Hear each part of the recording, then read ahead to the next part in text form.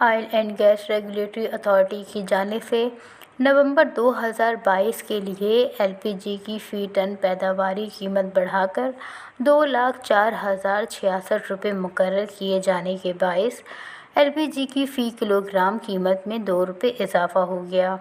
اوکرا کی جانب سے باقاعدہ نوٹیفیکیشن بھی جاری کر دیا گیا، جس کے مطابق گھریلو سلنڈر کی قیمت میں 35 روپے اور کمرشل سلنڈر کی قیمت میں 34 روپے اضافہ کر دیا۔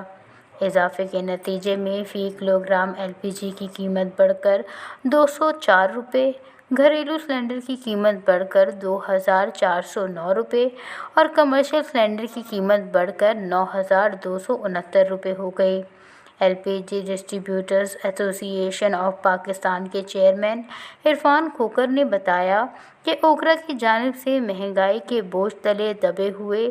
عوام پر مہنگائی کا ایک اور بم گرا دیا گیا ہے اور موسم سرما کے دوران قدرتی گیس کا تاریخ ساز شارٹ فال پیدا ہونے کا بھی خدشہ ہے۔ انہوں نے کہا کہ دور دراز اور پسماندہ علاقوں کے غریب صارفین کو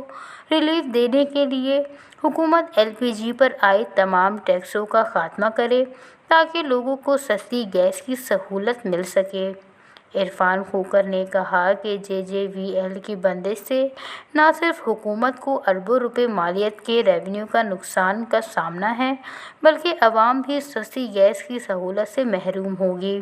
لہٰذا اس دو طرفہ نقصان سے بچنے کے لیے فوری طور پر جے وی ایل کو آپریشنل کیا جائے۔